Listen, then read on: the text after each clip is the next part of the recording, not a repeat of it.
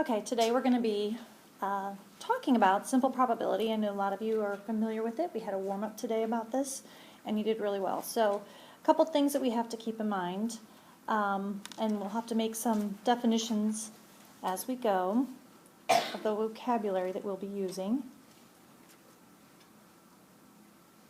So let's start with the list of words that are going to be important. Okay, so the outcomes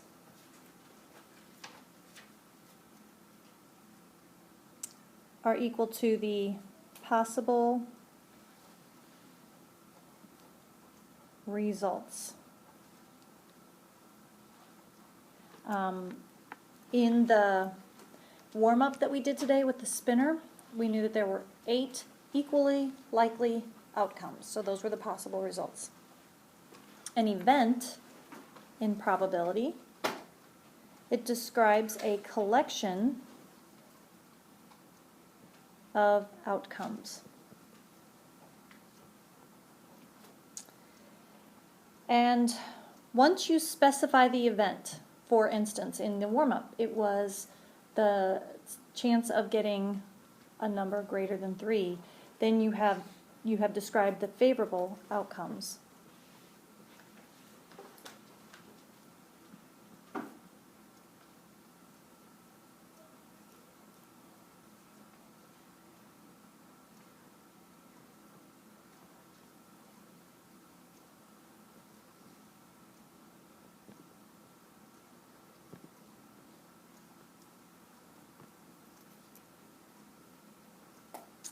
And then when we're talking about today is probability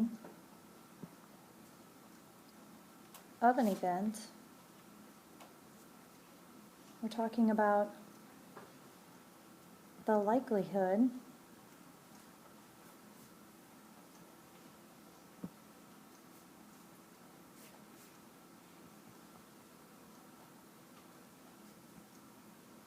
that the event will occur. Okay, when we talk about theoretical probability,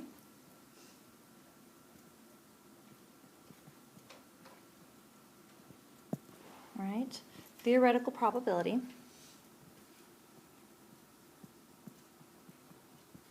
that's when you just look at the scenario or the event, and when all outcomes are equally likely, it could be evaluated with this ratio. The number of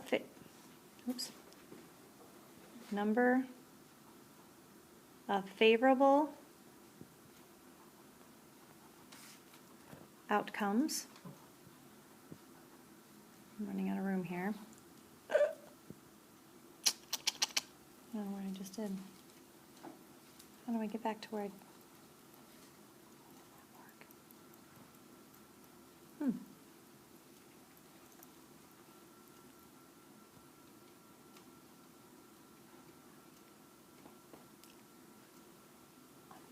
Okay, number of favorable outcomes to the total possible outcomes.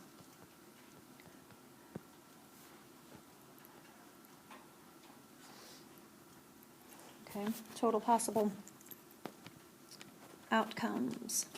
And in our warm-up, that was 2 numbers greater than 3 out of 8 total numbers. That's how we reduced it down then to 1/4. So theoretically, if you want to talk about like example 1 in the textbook where it says the theoretical probability to predict the number of times a coin will land on heads in 50 coin tosses, there are 2 equally likely outcomes. So every time you toss the coin, the probability that it will be heads is 1 out of 2. So you can predict. So we use probability then to make predictions using theoretical probability. Now that is not describing an experiment, and we will talk about experimental probability. They are just saying that you're flipping the coin 50 times, and because of the fact that there are 2 sides, the probability of getting heads will always be 1/2. It's another example too of it's independent. Every time you flip the coin, it does not matter what you got. time before because it's still 1 out of 2 chance that you're going to get heads. So in example 1, if you flip a coin, actually I'm going to erase this and start over. We're going to use theoretical probability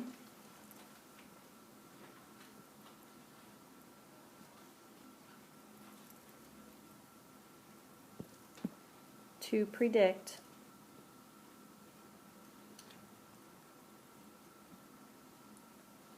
how many times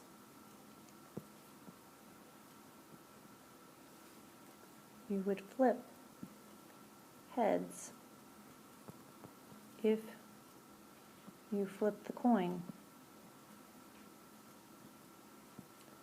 50 times.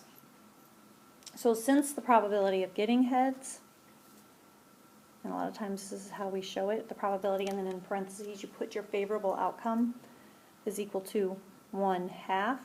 What we are calculating is 1/2 of 50, or 50 divided by 2, so we would say 25 times. Okay, so with experimental probability is a little bit different.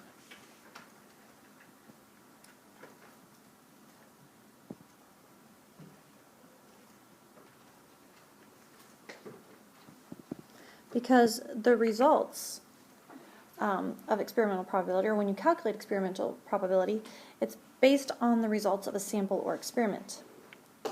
So, based on a sample or experiment. Have you ever performed an experiment of flipping heads or flipping a coin and having like the same thing come up over and over and over again, right? It didn't necessarily, if you flip it, 10 times, it doesn't mean that you're going to get heads 5 times. You could get heads 9 out of 10 times. That's an experiment. So sometimes our experimental probability, it does not line up or match our theoretical probability, okay? So sometimes we make predictions based on an experiment. We're given some data, and then we're asked to predict about how many times would you expect this to happen. And you kind of have to understand how that works. The law of big numbers says that the more times you perform that experiment, the closer and closer and closer you'll get to that theoretical. So you could keep performing the experiment and you could see how your probability would change. So in example 2, we're going to roll a number cube 100 times. And again, we roll the number cube every day in class, and we know that the probability of getting any of the numbers 1 through 6 is 1 out of 6. So we want to, in this case, we're going to look at the results on the table. It's in the book. So example 2, roll a number cube 100 times. Find the experimental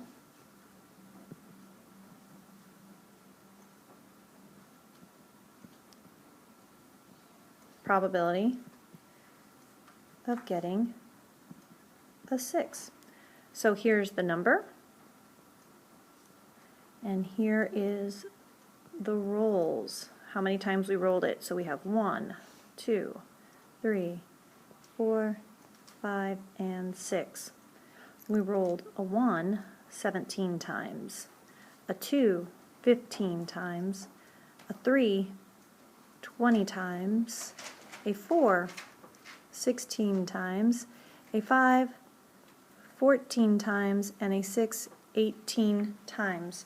So what they were asking for for this experimental results was rolling a 6. And since probability, even of experimental probability, in this case we're going to define it as the number of favorable outcomes to the total number of times the experiment was performed, and we get that information right there. So this would be the favorable, 18 out of 100. We could express that as a decimal, or as a percent. Sometimes it'll ask you specifically, express your probability as a percent, but it would be 18% of the time. But fractions, decimals, and percentages are all equivalent. They have equivalent forms, and all are acceptable for talking about probability.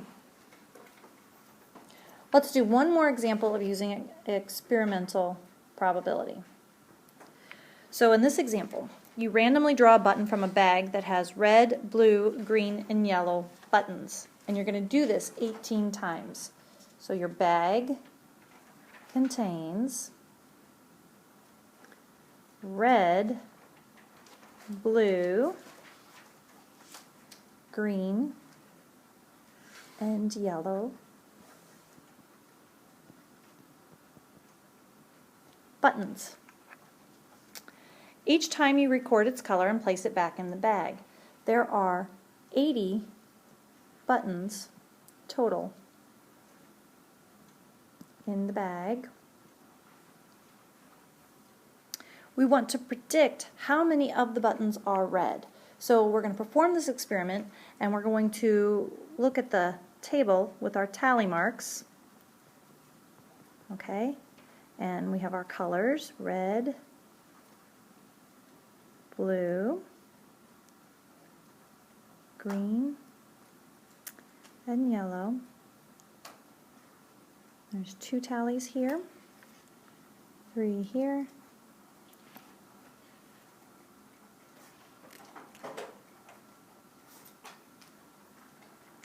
and it looks like we have 10 red.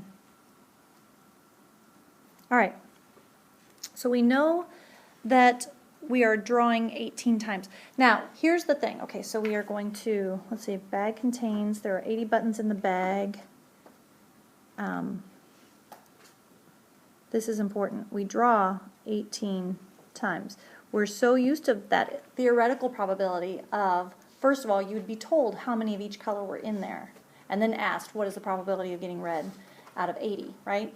Now we're doing an experiment, and there were only 18 experimental trials, so that's our denominator. And in this case, we have the probability of getting red. So first we have to find the probability of getting red based on our experiment was the 10 red tally marks that we got, the favorable outcomes out of 18. Right, and if we simplify, we divide top and bottom by 2 to get 5 out of 9. And then we want to predict how many red in the bag.